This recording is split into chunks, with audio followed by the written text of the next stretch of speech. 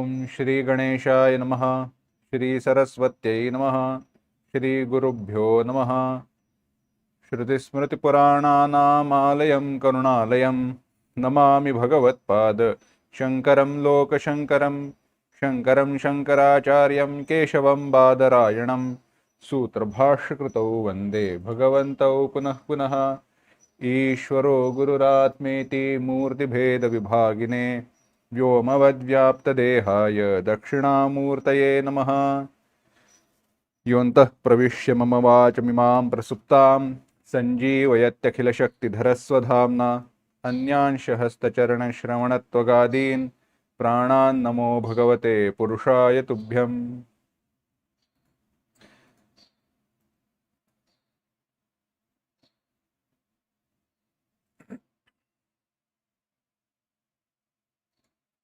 गोस्वामी तुलसीदास जी के रामचरितमानस का हम चिंतन कर रहे हैं। आज के चिंतन को प्रारंभ करें। जो सोरठा है, पहले सोरठे से लेके जो पहले 5 सोरठा है उनका आगे चिंतन करना है, परंतु उसके पूर्व मानस के मंगल के पहले जो 2 श्लोक है उनको एक साथ पढ़ते हैं। वर्णानाम् अर्थसंघानां रसानां छन्दसामपि मंगलानां च कर्तारौ वन्दे वाणी विनायकौ भवानी शंकरौ वन्दे श्रद्धा विश्वासरूपिणौ याभ्यां विना न पश्यन्ति सिद्धा स्वान्तस्थमीश्वरम्।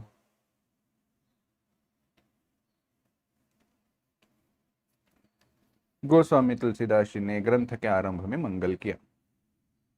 मंगल करने का कारण क्या है, प्रयोजन क्या है, इसका चिंतन विचार हमने किया। तत्पश्चात आगे भाषा निबद्धम अतिमंजुल मातनोति। गोस्वामी तुलसीदास जी कह रहे हैं कि अपने अंतःकरण की सुख के लिए अत्यंत मनोहारी इस भाषा रचना में रामचरितमानस का विस्तार कर रहा हूं। ऐसे कहकर यह भाषा में अवधि भाषा या यहाँ पर जो भाषा, इससे हमने चिंतन किया था देशी इत्यादि का जो बोली प्राकृत इन सब का विचार किया था। तो उसमें भाषा टीका, अगर आप ग्रंथ देखो, हिंदी को हिंदी नहीं कहते, भाषा टीका ऐसा कहते हैं, क्योंकि हिंद देश की भाषा इसलिए हिंदी हुआ, नहीं तो मूल पुराना शब्द भाषा ऐसे ही है। अवधि इत्यादि को उसके विभाग है। भाषा का विचार है, साहित्य का विचार है, बाजू में रखते हैं। कहा मंगल कर किया सोरठा के रूप में। सोरठा इस छंद में कह रहे थे, जो सुमिरत सिद्धि होई गणनायक करि बर बदन करौ अनुग्रह सोई बुद्धि राशि शुभ गुण सदन मूक होई बाचाल पंगु चढ़ई गिरि बर गहन जासु कृपा सुदयाल द्रवौ सकल कलि मल गहन मल दहन नील सरोरुह श्याम तरुण अरुण बारिज नयन करौ सो मम उर धाम सदा क्षीर सागर सयन कुंद इंदु समदेह उमारमन करुणा अयन जाहि दीन पर नेह करौ कृपा मर्दन मयन बंदौ गुरुपद कंज कृपा सिंधु नर रूप हरि। यहाँ पर हर ऐसे भी पाठ है, आज चिंतन करेंगे उसका, क्या हरि या हर कैसा पाठ लें।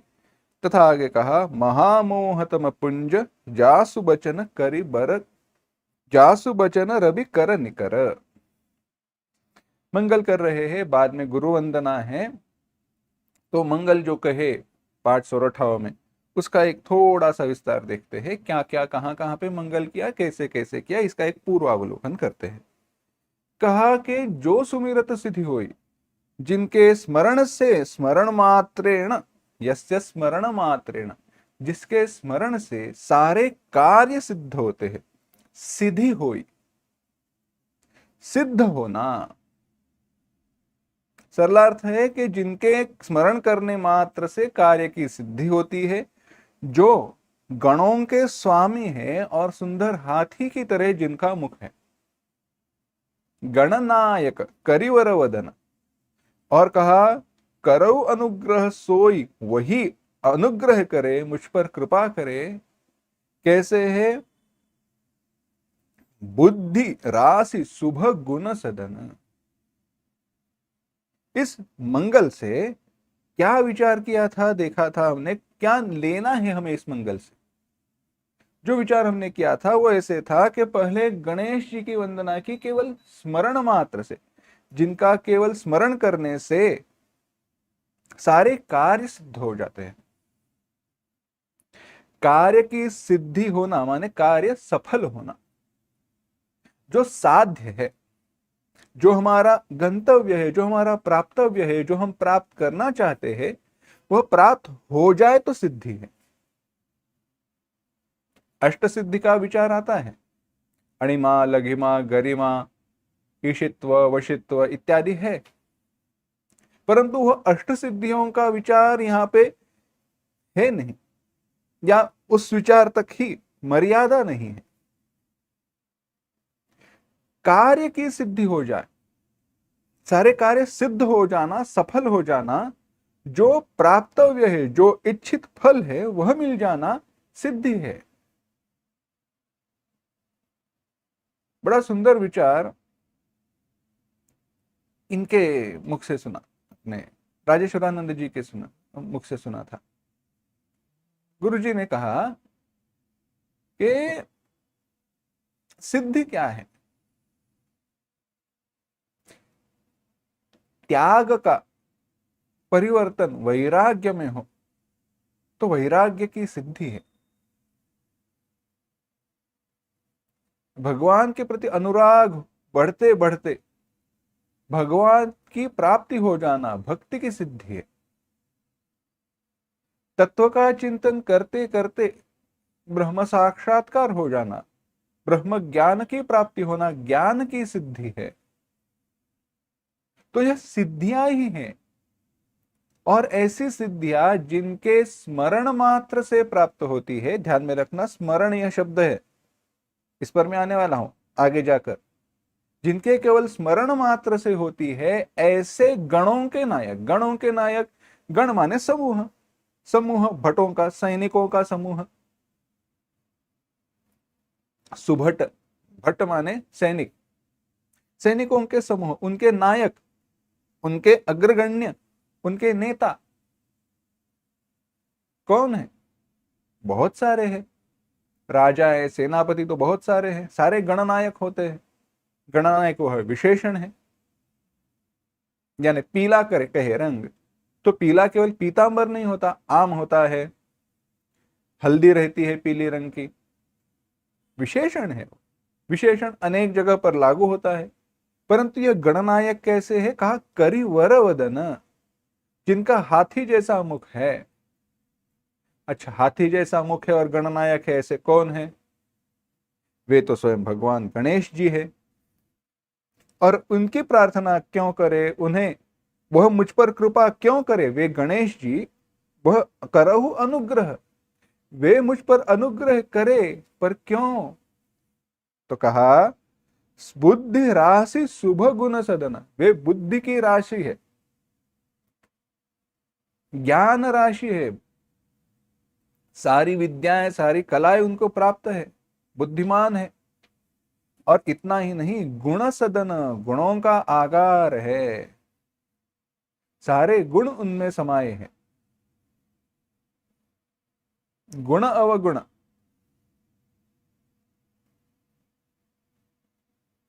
अवगुण गुण दोनों होते हैं।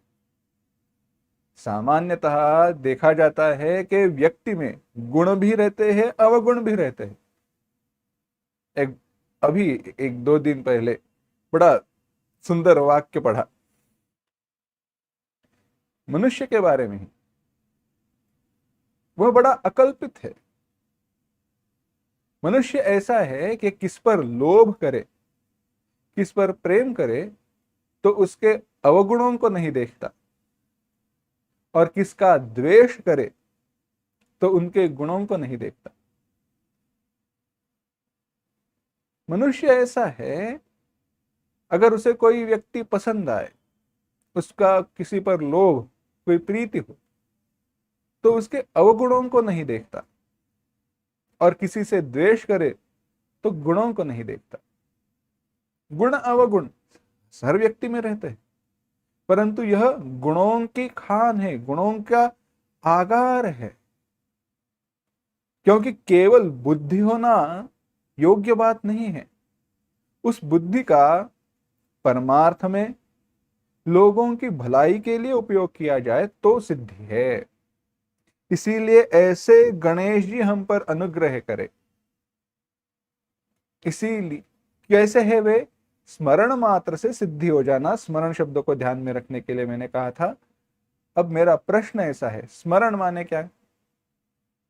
कहते ना, यस्य स्मरण मात्रेण जन्म संसार बंधनात् विमुच्यते नमस्तस्मै विष्णवे प्रभ विष्णवे। यस्य स्मरण मात्र, जिसका केवल स्मरण मात्र से, जिनका स्मरण करने से, अच्छा,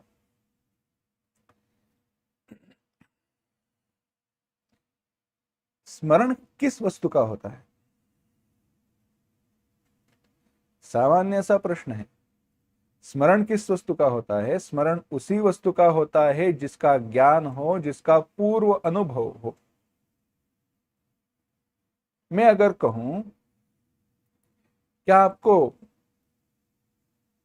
याद है क्या? कुछ नाम बताया जो आपने कभी सुना नहीं, जो कभी पहले देखा नहीं, तो आप कहोगे क्या है वह? जो वस्तु पहले सुनी नहीं है, जिसका पूर्व में ज्ञान नहीं है, उस वस्तु का स्मरण हो नहीं सकता। तो स्मरण उसी का है जिसका पूर्व में ज्ञान हो। तो भगवान गणेश जी स्मरण मात्र से कहा है, वह कृपा करेंगे, उनके स्मरण मात्र से सिद्धि हो जाना तभी संभव है जब उनके महत्ता का, विभूति का हमें ज्ञान हो। अपरोक्ष हो तो अच्छी बात है, परोक्ष तो हो, सुनकर पढ़कर उपासना के द्वारा तो हो। तो वैसा स्मरण हो तो यस्य स्मरण मात्रेण, तो वे हम पर कृपा करे, अनुग्रह करे। क्यों? क्योंकि कार्य की सिद्धि होती है। और यह मानस का चिंतन हम क्यों कर रहे हैं? मानस चिंतन इसीलिए कह रहे हैं, अंत में गोस्वामी तुलसीदास जी कहेंगे, विस्तार करेंगे, परंतु प्रभु श्री राम जी के प्रति हमारी भक्ति बढ़ती जाए, उनकी कृपा की, उनकी प्राप्ति हमें हो, बस इसीलिए। भागवत में भी अंत में कहा, भवेद भवे यथा भक्ति। जिस कारण, जो भी कार्य हो, जो भी मार्ग हो, जो भी साधना हो, जिस साधना से, जिस मार्ग से भगवान कृष्ण के प्रति, क्योंकि कृष्ण वहां पे आराध्य है भागवत के, यहाँ पे प्रभु श्री राम जी है, उनके प्रति, इस ग्रंथ के आराध्य उपास्य के प्रति, निर्देश ग्रंथ का जो विषय है, उनके प्रति हमारी भक्ति, प्रीति बढ़ती जाए, तो वह ग्रंथ चिंतन की सिद्धि है। तो इस मानस चिंतन की सिद्धि तभी होगी जब प्रभु श्री राम जी के प्रति हमारा अनुराग बढ़ता जाए। आगे कहा, मूक होई बाचाल पंगु चढ़ई गिरिबर गहन, जासु कृपा सुदयाल द्रवऊ सकल कलि मल दहन। कहा, जिनकी कृपा से मूक होई बाचाल, गूंगा बोलने लगता है, और पंगु चढ़ई गिरिबर गहन, पंगु अपाहिज जो है, लंगड़ा लूला जो है, वह दुर्गम पहाड़ चढ़ जाता है। जिनकी कृपा से, सामर्थ्य कहां से है? देखो,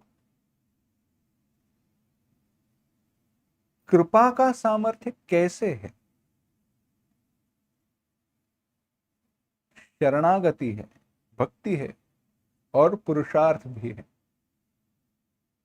दक्षिण में एक बड़ा सुंदर मंदिर है, मूकांबिका स्तोत्र करके, मूकांबिका मंदिर देवी का मंदिर है। कथा संक्षेप में बताते हैं, एक देवी के भक्त थे, तो वे देवी की उपासना करने लगे बैठे। गूंगे थे, कुछ बोल नहीं पाते थे, परंतु ध्यान करने के लिए बैठे। उनके साथ ही दूसरे कोई पंडित थे, अपने विद्या का अभिमान था, उन्हें गर्व था। दोनों साथ में ध्यान के लिए बैठा करते, तपस्या के लिए बैठे। देवी उन दोनों पर प्रसन्न हुई और सामने प्रकट हुई।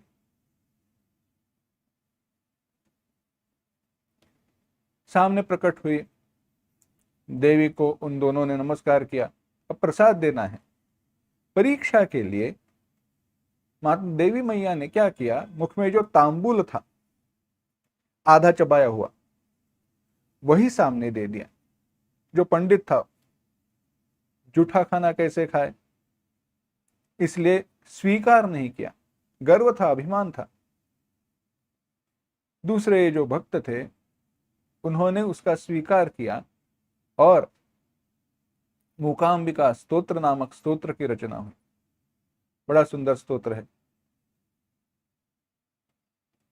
तो तात्पर्य यह है, मूक होई बाचाल, गूंगा भी बोलने लगेगा, परंतु कैसे, कब, जब भगवत कृपा के प्राप्ति का अधिकार संपन्न किया है तब।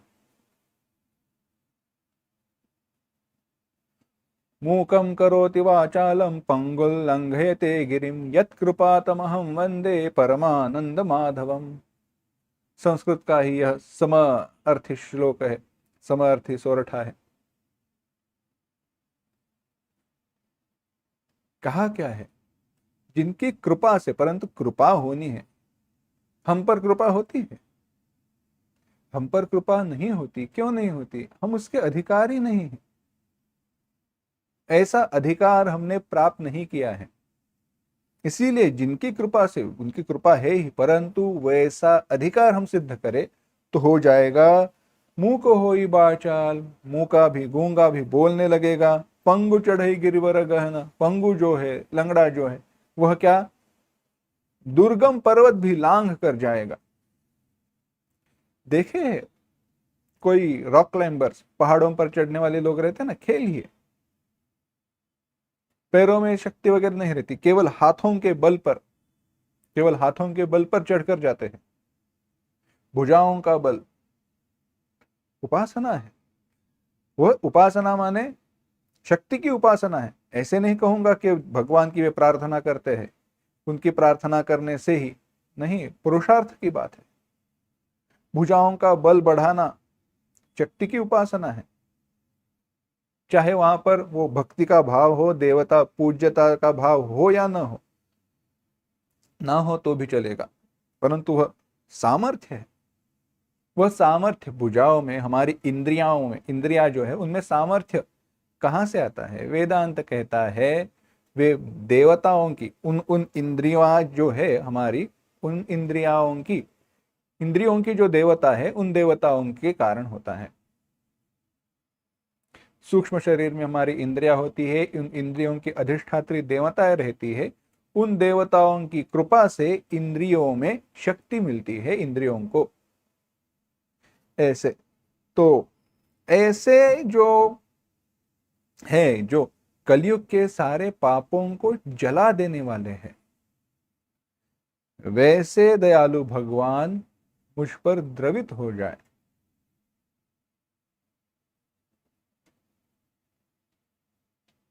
अब बड़ी विचित्र बात है, मजे की बात देखो कैसे गोस्वामी तुलसीदास जी बताते हैं क्या है। मुंह को होई बाचाल कहा, गूंगा भी बोलने लगेगा। गूंगा भी बोलने लगेगा, हाँ।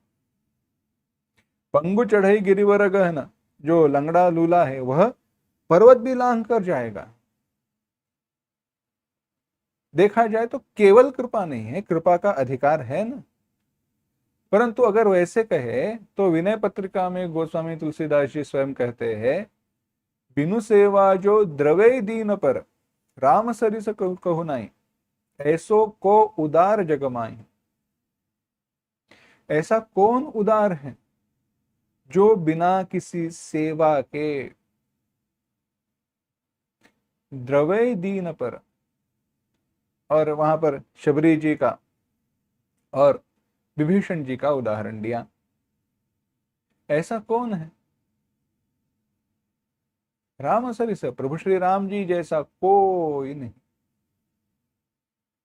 अब प्रश्न आता है, अगर बिना सेवा के द्रवित होने वाले अगर प्रभु श्री राम जी है, तो यहां पर पुरुषार्थ के अधिकार के सिद्धि की बात कैसे आई? हाँ, बात सही है। प्रभु श्री राम जी की स्वयं साक्षात प्रभु श्री राम जी की सेवा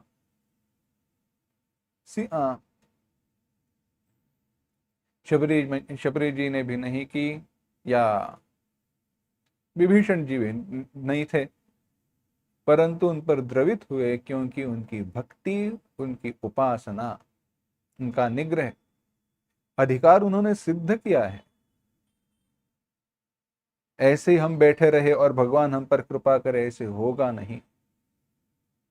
यह विचार क्यों कहा? मानस पढ़े, पढ़ना, मानस पढ़ने का अवसर प्राप्त होना भगवान की कृपा है, परंतु उसका चिंतन भी होना चाहिए। मूक होई वाचाल, गूंगा बोलने लगेगा।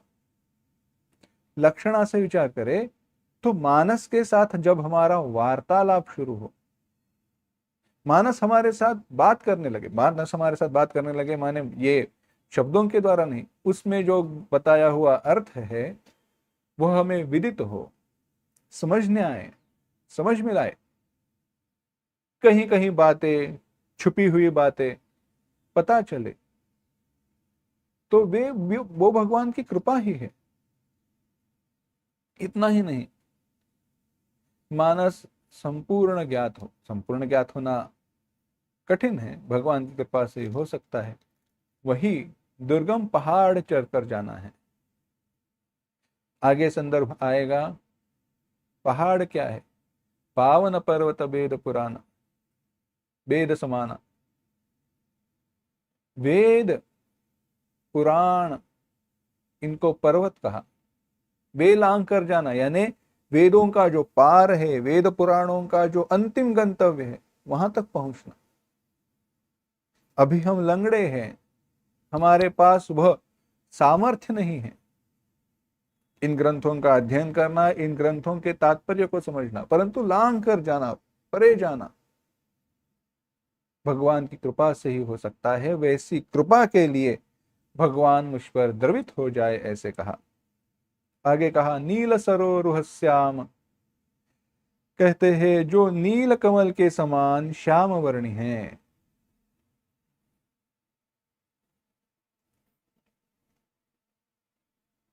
कभी कभी चिंता होती है, प्रभु श्री राम जी नीले रंग के थे, श्याम वर्ण के थे, ऐसे वर्णन आता है। रंग कैसा होगा? नीले वर्ण की कौन सी छवि होगी? नीला वर्ण कहे तो क्या ऐसे नीले थे? चिंता होती है कैसे थे, परंतु चिंता होती है तो एक बात ध्यान में आती है, उनके रंग का चिंतन करने से अच्छा है उनका ही चिंतन करो। वे स्वयं साक्षात दर्शन देंगे तो स्वयं पता चल जाएगा कौन से रंग के थे। परंतु यहाँ पे गोस्वामी तुलसीदास जी ने उसका समाधान किया, नील सरोरुह श्याम, कमल का जो नीला रंग है वैसे नीले थे। अब ढूंढो कमल। श्याम, मेघ श्याम पीत कौशेयवासम, मेघ श्याम है, उसमें थोड़ी नीले रंग की छटा रहती है, श्याम रंग है, सुंदर रंग है। ऐसे थे, ऐसे जो है जिनके नेत्र पूर्ण खिले हुए लाल कमल के समान जिनके नेत्र हैं, और जो सदा क्षीर सागर में शयन करते हैं, वे भगवान नारायण मुझ मेरे हृदय में निवास करे।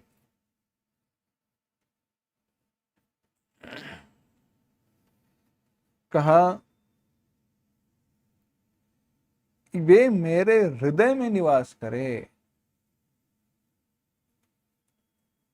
अभी जासु हृदय आगार वसे राम सर चापधर ईश्वर सर्वभूतानां हृदयेषु अर्जुन तिष्ठति भ्रामयन् सर्वभूतानि यंत्रारूढ़ानि मायया। कहा है ईश्वर भगवान सबके हृदय में रहते हैं, सबके उर अंतर बसहि जाने उभाव कभाव। सबके हृदय में भगवान बैठते हैं, बैठे हैं। तो फिर से प्रार्थना क्यों की? वे भगवान मेरे हृदय में निवास करें, क्योंकि वे मेरे हृदय में रहते हैं, परंतु मुझे पता नहीं है। इसीलिए मेरे ज्ञान के साथ वे मेरे हृदय में रहे तो अच्छी बात है। कहा कुंद इंदु समदेह, आगे कहा कुंद इंदु समदेह। कुंद और इंदु, कुंद माने कुंद का फूल, सफेद रंग वर्ण का रहता है, और चंद्रमा, इंदु माने चंद्रमा, उनके समान जो देह है, गौर वर्ण है, उनके समान जिनका शरीर है। उमा रमन, जो पार्वती जी के प्रियतम हैं, पार्वती जी के प्रियतम, और करुणायन, दया के धाम हैं।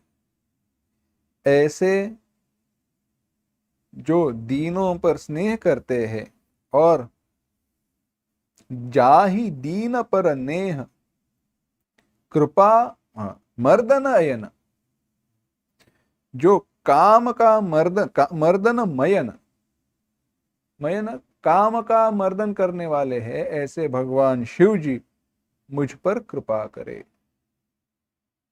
भगवान शिव जी मुझ पर कृपा क्यों करे? विशेषण क्या बताए देखो।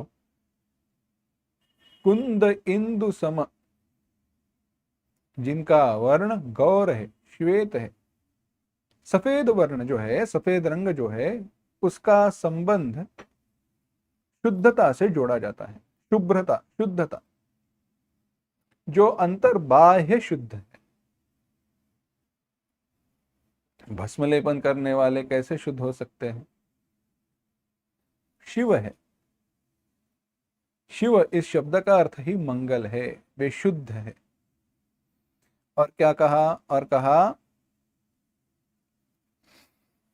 उमा रमन, माता पार्वती जी के प्रियतम है, माता पार्वती जी के प्रियतम। केनोपनिषद में माता पार्वती जी का निर्देश किया गया है। कहा है हैमवती, वेदवती, वेदों को ही, श्रुतियों को ही, श्रुति माता जो है उसे ही उमा पार्वती के रूप में बताया गया।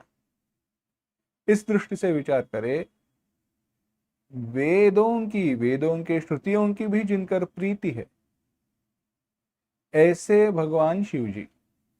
क्यों? क्योंकि भगवान शिव जी ही ऐसे हैं जिन्होंने वेदों के श्रुतियों को जाना है और जीते हैं। वे ही इसीलिए शिव है, और वे ही जगत के गुरु है। इसीलिए ऐसे भगवान शिव जी मुझ पर कृपा करे, और उन भगवान शिव जी की मैं प्रार्थना करता हूं। और आगे हमने पिछली बार देखा था, पहले जो ये 4 सोरठा है, उनमें कहीं पर भी वंदव, मैं नमस्कार करता हूं, ऐसे नहीं कहा गया। इसीलिए इन सोरठा जो है, सोरठा रूपी कमल जो है, उनका संबंध किससे जोड़ा गया? बालकांड, अयोध्या कांड से जोड़ा गया।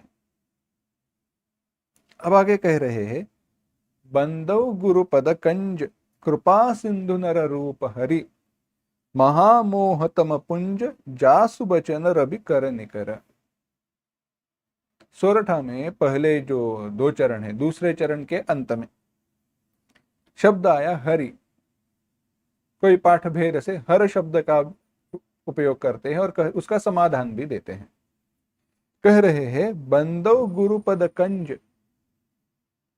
गुरु के चरणों की मैं वंदना करता हूँ, गुरु जी के चरण कमलों की मैं वंदना करता हूँ, जो कृपा सिंधु है, कृपा के सागर है, और नर रूप हरि, यहां पर कहा हर, हर शब्द अधिक योग्य है। क्यों कहा? महामोहतम पुंज जासु बचन रवि कर निकर, रवि कर निकर और हर, तुकांत कहते हैं काव्य में, संस्कृत में इसका शब्द है यमक। तुकांत माने अंतिम जो अक्षर है समान रहना, उसमें भी समानत इत्यादि का है विचार, विस्तार नहीं करेंगे, परंतु ऊपर जो सोरठ हमने सारे देखे इसके पूर्व के, सब में देखना अंतिम जो अक्षर है दूसरे और चौथे चरण का, बदन सदन दन दन समान है, गहन दहन गहन समान है, न यन सयन समान है, अयन मयन समान है। तो ऐसे अंतिम अक्षर समान होना उसे तुकांत कहते हैं। उसमें समानता भी आता है, समानता है और एक है, यानी स्वर से शुरुआत होती है, कुछ अक्षरों की समानता होती है, ऐसा विचार है। तो इस दृष्टि से विचार करें तो अंतिम सोरठा में हर और नीचे दिया गया शब्द निकर, हर और कर, यह समानता के कारण, तुकांत होने के कारण हर ऐसे शब्द होना अधिक योग्य है। और हरिहर में तो भेद है ही नहीं, हरिहर नाही भेद, हरि और हर इन दोनों में भेद करने वाला पापी है, मूर्ख है, ऐसा स्वयं वचन है। और हर माने शिव जी का नाम होना अत्यंत योग्य है, क्योंकि पूर्व में सभी जगह पर शिव जी को ही गुरु मानकर उनकी वंदना की है। इसीलिए बंदो गुरुपद कंज कृपा सिंधु नर रूप हर, यह अधिक योग्य है। हरिपाठ भी योग्य है, कोई उसमें विशेष नहीं, परंतु हर अधिक ज्यादा योग्य भाता है। तो कहा नर रूप हर, नर रूप में जो भगवान स्वयं शिव जी है, ऐसे गुरु जी के चरण कमलों की मैं वंदना करता हूं, जो कृपा के सागर है। कृपा के सागर पिछले ही सोरठे में कहा, जिन किसका वर्णन किया? कृपा के सागर शिव जी।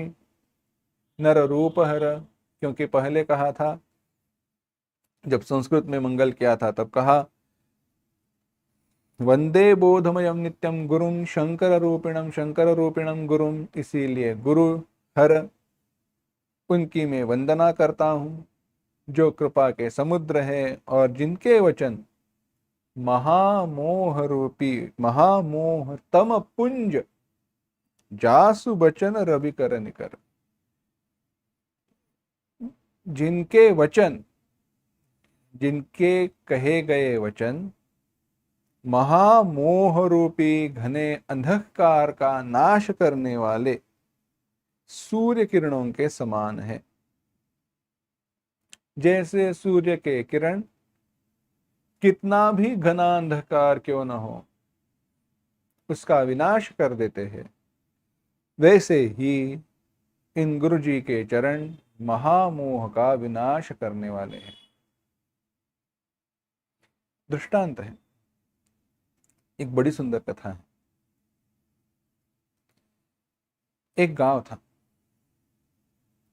गांव में पास ही में कुछ पहाड़ थे, एक बाजू पूरे पहाड़ थे बहुत सारे, और उन पहाड़ों में एक गुफा थी, घना अंधकार, सालों से, कई वर्षों से कोई उस गुफा में नहीं गया था।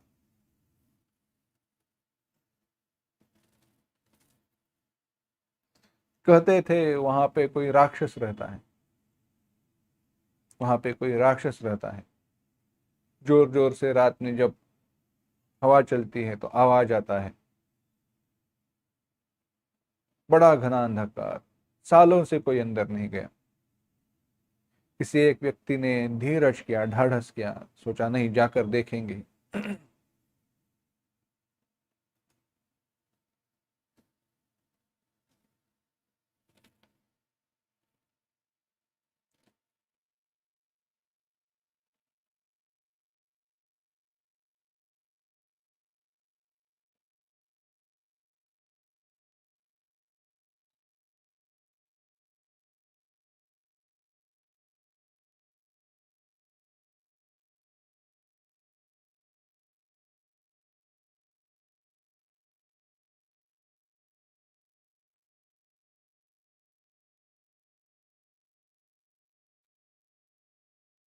उसने धीरज किया, गया, पास में गया। कोई आवाज नहीं, कुछ दिख नहीं रहा था। तो उसने क्या किया, एक शीशा था, धूप में उस शीशे को रखा और शीशे से जो सूर्य का प्रकाश था उसको गुफा में अंदर भेज दिया, अंदर में छोड़ दिया। तो अंदर गुफा प्रकाशित हुई। देखा तो कुछ नहीं था। कोई शेर वगैरह उसका निवास का स्थान में जैसा दिखाई दे रहा था, शेर वहां पे गुफा में नहीं था। कथा इतनी संक्षेप में ही। तात्पर्य है, गुफा में इतना घना अंधकार कई सालों से है, परंतु वह घना अंधकार दूर होने के लिए कितना समय आवश्यक हुआ, कितने सालों तक रुकना पड़ा, वैसे वो शीशा पकड़ कर बैठना पड़ा कि अंधकार दूर हो जाए। नहीं, जैसे ही प्रकाश आया अंधकार दूर हो गया। वैसे ही इनके वचन मोह, महामोह रूपी, अज्ञान रूपी घने अंधकार का विनाश करने वाले हैं। अब आगे कह रहे हैं,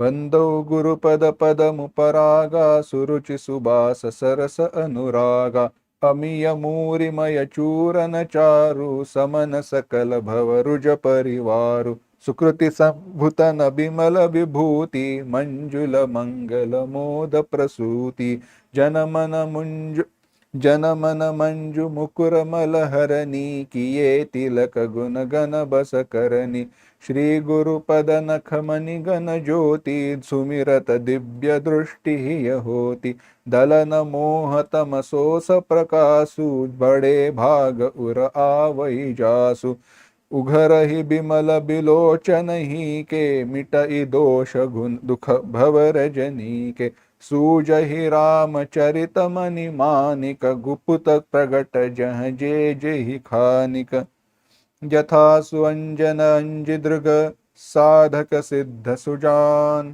कौतुक देखत शैल बन भूतल भूरि निधान सियावर रामचंद्र की जय शरणम सीताराम। अब गुरु जी की कृपा का, गुरुपद का वंदन करते हैं, गुरु जी की गुरु महिमा बता रहे हैं। कह रहे हैं, मैं श्री गुरु महाराज जी के चरण कमलों के रज की वंदना करता हूं। बंदौ गुरु पद पदम पराग, पदम पराग, पराग माने जो कमलों की रज रहती है उसे पराग कहते हैं। गुरु पद पदम पराग, गुरु जी के चरण कमलों के रज की वंदना कर रहा हूं। चरण रज ने, श्री गुरु चरण सरोज रज कहा। देखो, श्री गुरु चरण सरोज रज, गुरु पद रज आगे कहेंगे, परंतु वहां पे पद्म का विचार करना है। गुरु चरणों के कमलों के रज का विचार कहा। कैसी है? सुरुचि सुबास सरस अनुरागा, जो सुरुचि, रुचि, सुंदर रस है, स्वाद है, सरस है, सुबास है, सुबास माने सुगंध, सुवासिक है, सुगंध है, और सरस है, रस सहित है, रस से परिपूर्ण है। इतना ही नहीं, कैसे है, अमीय मूरिमय चूरन चारु, वह अमर मूल संजीवनी जड़ी जैसे सुंदर का सुंदर चूर्ण है, जो समन सकल भव रुज परिवार, सारे परिवार, संपूर्ण भवरोगों के परिवार का नाश करने वाली है।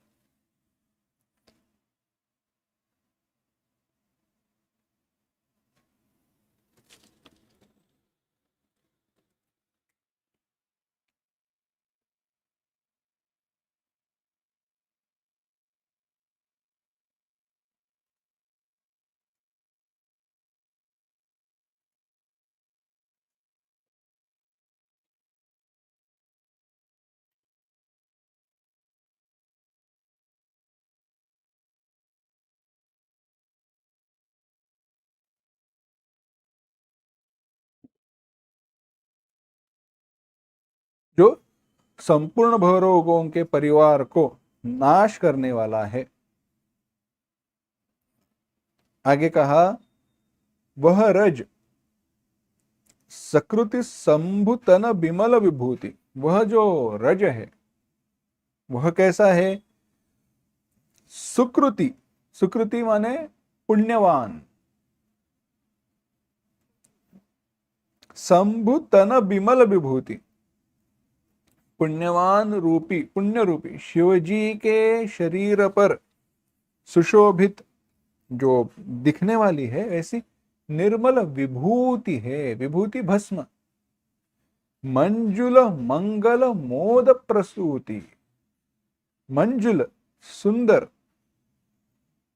अगर मंजुल इस शब्द का विचार, उसमें भाव क्या है यह समझना है, तो जो पायल रहते हैं ना,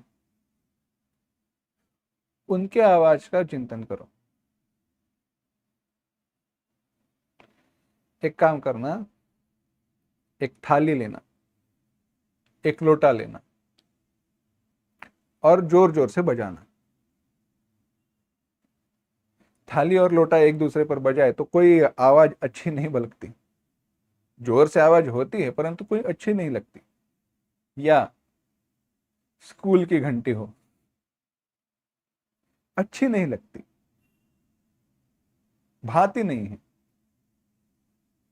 परंतु पायल मंजुल है, चिड़ियों का कूजन, आवाज उनकी मंजुल है, ऐसा सुंदर। मंगल माने कल्याण, मोद प्रसूति, मोद आनंद की जननी है, सुंदर कल्याण और आनंद की वो प्रसूति, प्रसूति माने जननी है। जन मन मंजु मुकुर मल हरनी, किए तिलक गुण गन सबस करनी। कैसी है, कहा, जन के मन रूपी, जन मन, जन के मन, जन माने भक्तजन, भक्तजनों के मन रूपी मुकुर मलहरनी, सुंदर मन रूपी दर्पण की जो मैल है, दर्पण का जो मैल है, दर्पण के मैल को दूर करने वाली है, दर्पण के मल का हरण करने वाली है, मल को हरण करने वाली है। और समन सकल किए तिलक, और तिलक करे गुण गण बस करनी, तो सारे गुण गणों को वश करती है। क्या, बंदो गुरुपद पदम परागा, सुकृति संभुतन विमल विभूति। शिव जी के शरीर पर सुशोभित निर्मल विभूति, और वो विभूति क्या है? वह रज है। इस सबका एक साथ विस्तार हमें देखना है। आगे कहा, श्री गुरु नख पद नख मणिगण ज्योति। गुरु महाराज जी के चरणों के नख की जो ज्योति है वह मणियों के प्रकाश के समान है।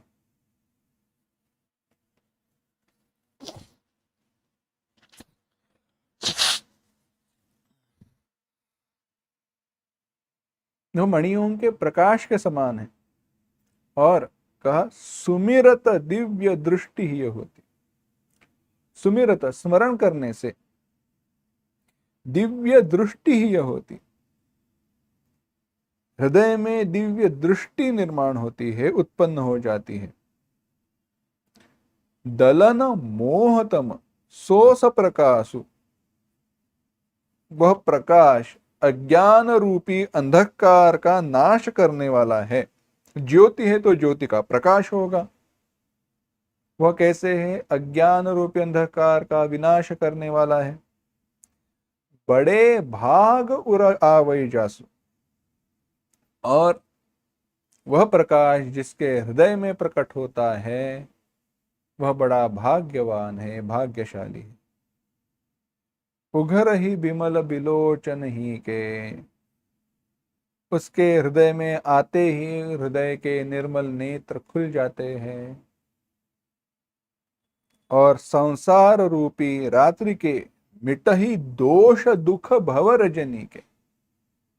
भव रजनी संसार रूपी जो रात्रि है उसके दोष दुख सारे मिट जाते हैं। संसार रूपी रात्रि के दोष दुख सारे मिट जाते हैं। एवं सूझ रामचरित मणिमाणिक।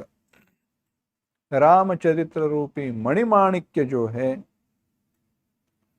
और गुप्त प्रगट जह जे जेहि खानिक। गुप्त और प्रगट जो भी इस खान में है वह सब कुछ दिखाई देने लगता है, दिखाई पड़ता है। अब गुप्त प्रगट ऐसा अगर कुछ दिखाई देना है तो क्या है? कहा, जथा सुअंजन अंजिदृग साधक सिद्ध सुजान कौतुक देखत शैल बन भूतल भूरि निधान।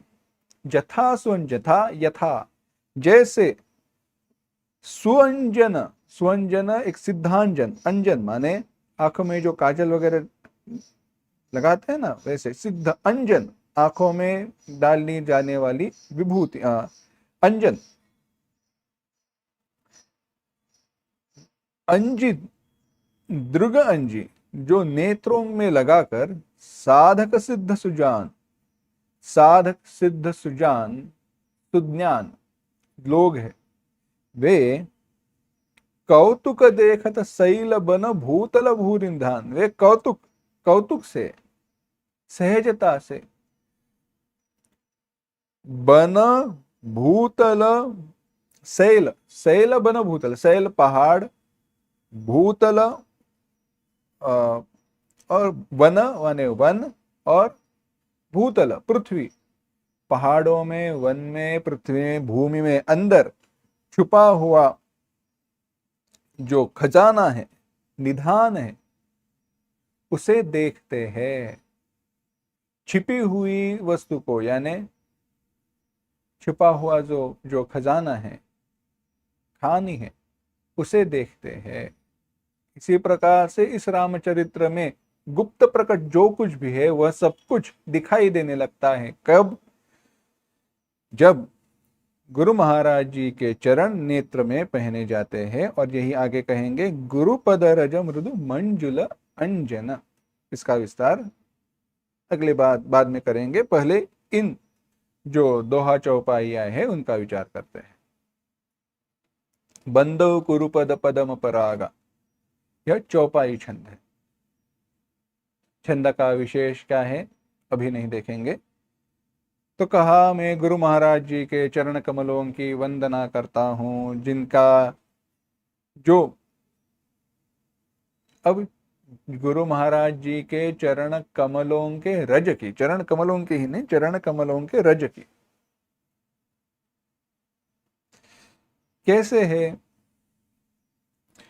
सुरुचि सुगंध सुचा सुरस, सुरुचि, रुचि माने स्वाद,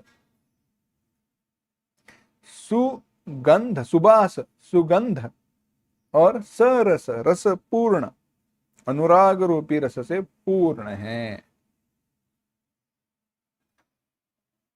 कैसे है? मैं कई बार यह बात बताता हूं, और जो ध्यान रखनी चाहिए, विवेकपूर्ण विचार होना चाहिए। गुरु जी के चरण कमल रूपी रज का परिणाम ऐसे जब कहा गया, तो जाकर उनके चरणों में धूलि खोजने का विचार न करना, चेष्टा न करना। वैसी देखो, कथाएं आती है, कथाएं आती है, महत्व भी है उनका, परंतु एक विवेक भी होना चाहिए। बड़ी सुंदर कथा है। एक बार हुआ ऐसे,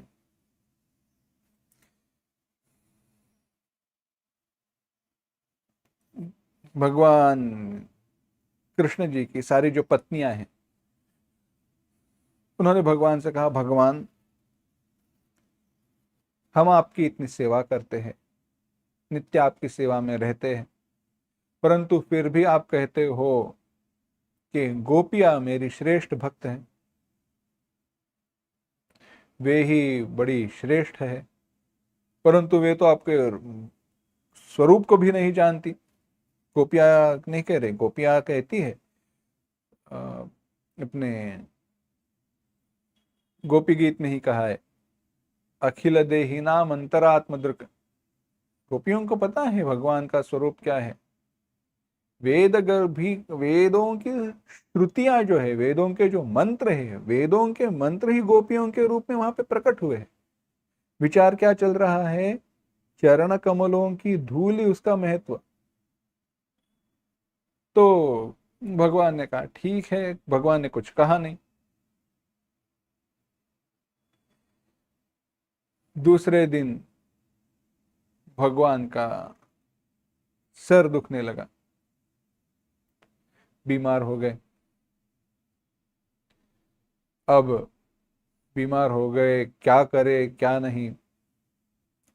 भगवान बीमार पड़े हैं, बीमार हुए हैं, भगवान को बुखार आया है, यह बात नारद जी को पता चली।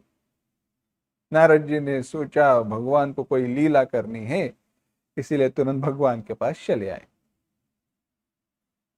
भगवान के पास चले आए, कहा भगवान क्या हुआ? भगवान ने कहा नारद तुम ही देखो। भगवान की परीक्षा की नारद जी ने, कहा भगवान इस पर एक उपाय है, इस पर एक उपाय है, परंतु बड़ा कठिन है, बड़ा कठिन है।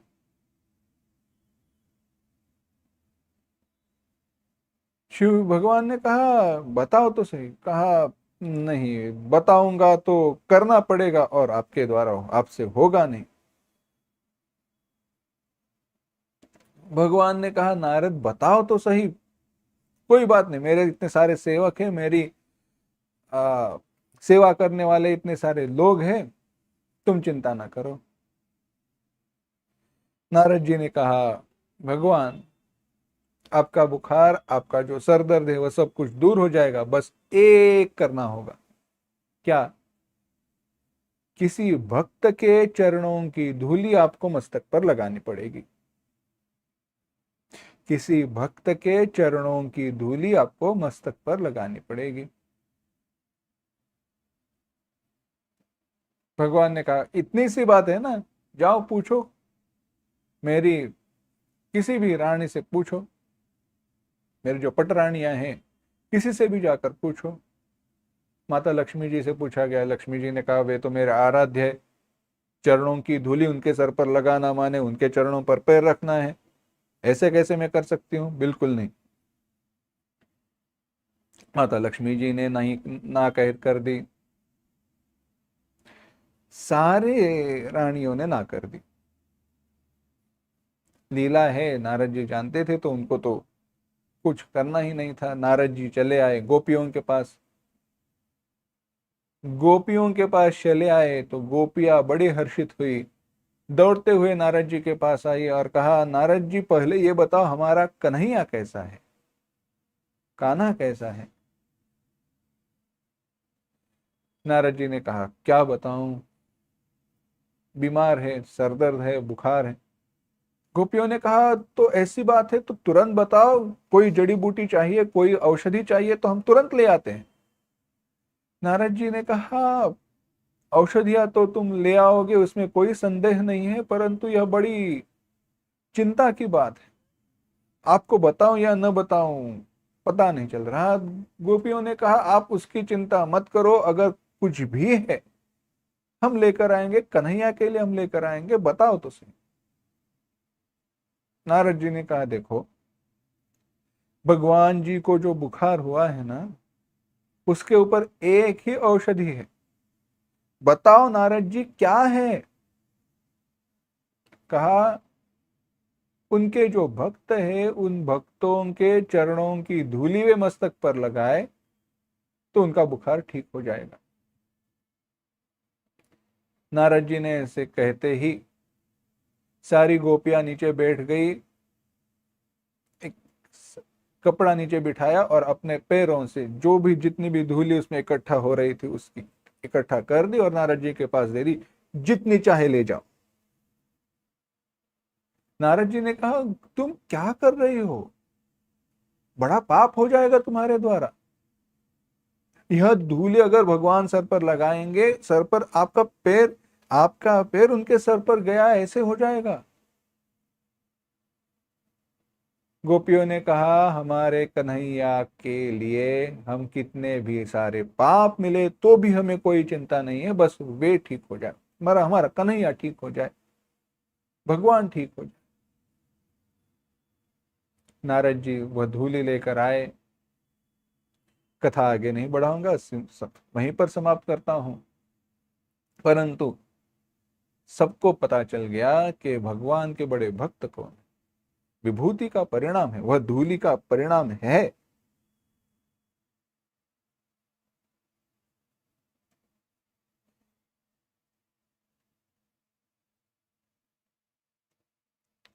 चरण की धूलि का परिणाम है वह। परंतु इसलिए बार बार जाकर धूलि इकट्ठा करनी है ऐसे नहीं है, इसमें रूपक क्या बताया है उसका भी विचार करो, चिंतन करो। चरण कमलों की धूलि अत्यंत सूक्ष्म है, परंतु सूक्ष्म की सूक्ष्म बात भी अत्यंत पवित्र होती है पवित्र, उनका परिणाम है। इसीलिए सर पर, अपना जो सर है गुरु जी के पैरों पर रखना क्या है, उस चरण कमलों की धूलि को सर पर धारण करना है। हाँ, इसीलिए सर नवाना भी कैसे है, झुकना है, झुककर हाथ लगाना नहीं है। सर को उन माथा जो सर है उन चरणों पर रखना है, वही तो शरणागति है ना। आज ही विचार आ रहा था, मंदिर गए थे, कई बार विचार आता है, मंदिर में जाओ, एक काम करना है, मंदिर में जाओ, शांति से बैठो, ऐसे समय पर जाना जिस समय बहुत सारे लोग आते हैं, और देखना हर एक व्यक्ति का एक भगवान को नमस्कार करने का एक नया और अजूबा अंदाज रहता है, विचित्र प्रकार रहते हैं। कुछ शास्त्रीय रहते हैं, कुछ यहां वहां देखिए कुछ ऐसे ही कल्पित रहते हैं। नमस्कार कैसे करना चाहिए, प्रक्रिया है। हाथ जोड़ना क्या है, साष्टांग दंडवत कैसा है, दंडवत, दंड की तरह लकड़ी रहती है ना उसके समान। हाँ, परंतु ऐसे गिर न जाना नमस्कार करते हो, दंड के समान, आधा झुकना वगैरह नहीं, साष्टांग दंडवत। नमस्कार की भी प्रक्रिया है। एक हाथ से नमस्कार नहीं करना चाहिए, हाथ जोड़कर नमस्कार करना चाहिए। एक हाथ से नमस्कार करे तो अपमान है, भागवत में इसका कथा विस्तार आता है, ऐसी बात है। विचार कहां से शुरू हुआ, गुरु जी के चरण कमलों की धूली। यह गुरु महाराज के चरण कमलों के रज की मैं वंदना करता हूं। क्यों कहा, सुरुचि, जो सुंदर स्वाद है, चखकर देखी थी, सुगंध है। अच्छा हाँ, अत्तर यानी सुगंधित जो पानी है उससे पाद्य पूजा की थी इसलिए सुगंध है, ऐसे है। सुरस, अभी अभी पैर गीले थे इसलिए वो रस से पूर्ण है, ऐसी बात है ना। यह तो मूर्खता की बात है ऐसे विचार करना। उसमें कैसा रस है, कैसा सुगंध है, कैसा स्वाद है।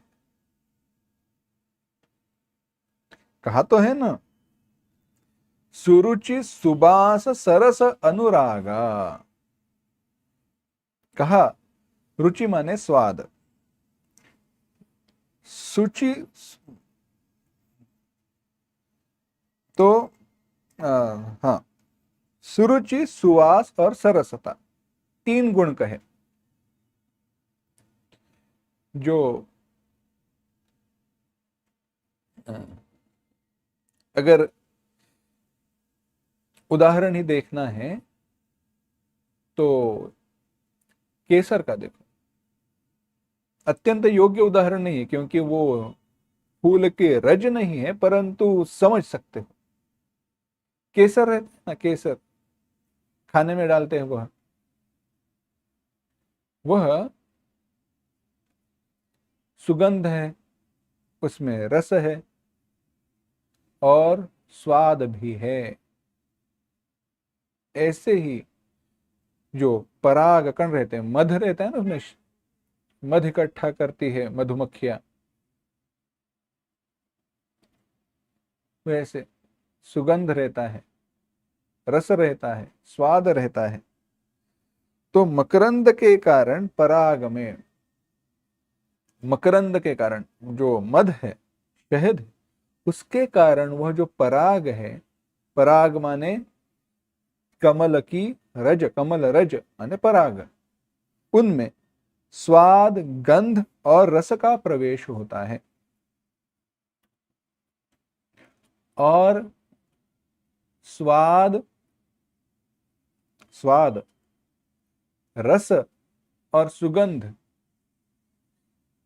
यह गुरु जी के चरणों में, चरणों के रज में कहां से आता है, उनका जो अनुराग है वही। कमल में मकरंद रहता है, उस मकरंद के कारण उसके जो पराग है उनमें क्या क्या मिला हमें, स्वाद मिला, गंध मिला, रस मिला। उसी प्रकार से गुरु जी के चरणों के कमलों, गुरु जी के चरण कमलों का जो रज है उसमें स्वाद, सुगंध और रस अनुराग के कारण है। तो अब विचार करना, देखो कैसे है, इतनी ही बात छोड़ सकते हैं। परंतु आगे चलकर विचार करना पड़ता है, चिंतन करना आवश्यक है। क्योंकि जब तक यह चिंतन नहीं करते तो गुरु जी की कृपा किस प्रकार से हमें प्राप्त हो रही है यह हमें पता नहीं चलेगा, उसका चिंतन होगा नहीं। बातें क्या बताई देखो, बातें बताई। हाँ, गणित में हम कहते थे ना, दाई और बाएं, left hand side right hand side, वैसे दृष्टांत दिया। उदाहरण क्या दिया? दृष्टांत कहा, पराग कैसे है? रस से परिपूर्ण है, स्वाद से परिपूर्ण है, गंध से परिपूर्ण है, और वह किसके कारण है? मकरंद के कारण है। उसी प्रकार से गुरु जी के चरण रूपी कमलों के रज में यह सब कुछ प्राप्त हुआ, किस कारण? अनुराग के कारण। गुरु जी का जो अनुराग है वह, अब यह जो अनुराग है गुरु जी का, वह सरस है, सुगंध है और स्वाद है।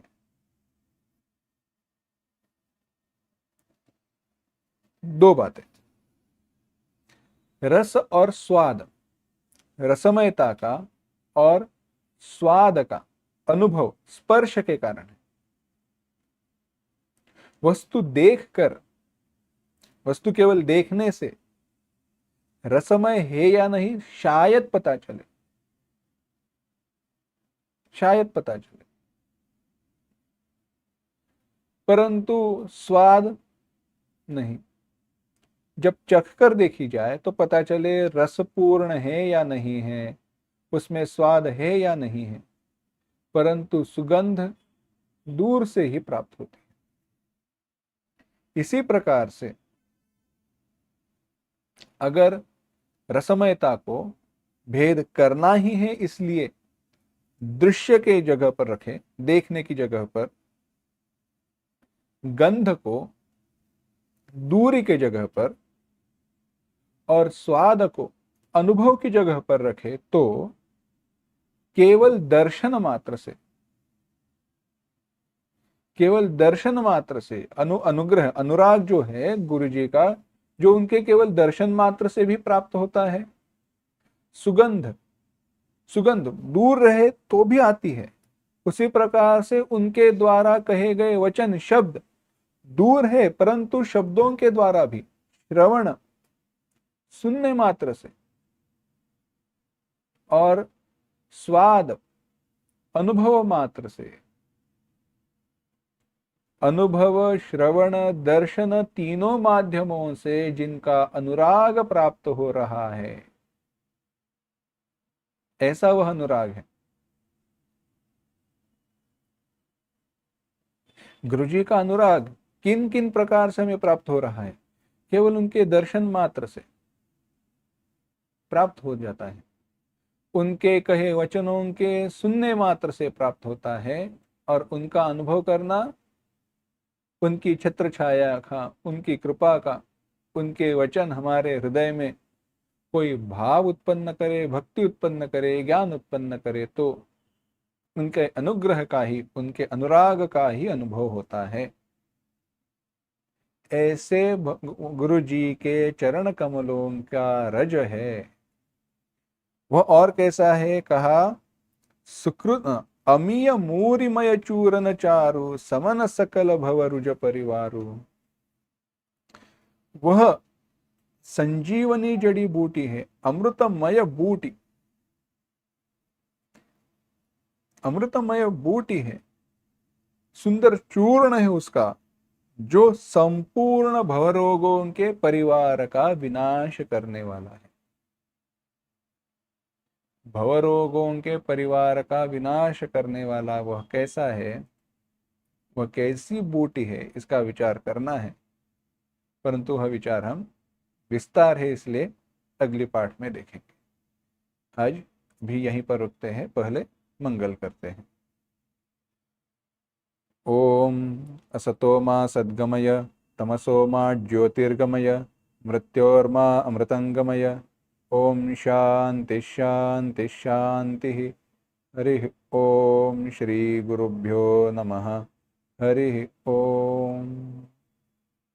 कल्याणानां निधानं कलिमलमथनं पावनं पावनानां पाथेयं यन्मुमुक्षोः सपदि परपदप्राप्तये प्रस्थितस्य विश्रामस्थानमेकं कविवरवचसां जीवनं सज्जनानां बीजं धर्मद्रुमस्य प्रभवतु भवतां भूतये रामनाम।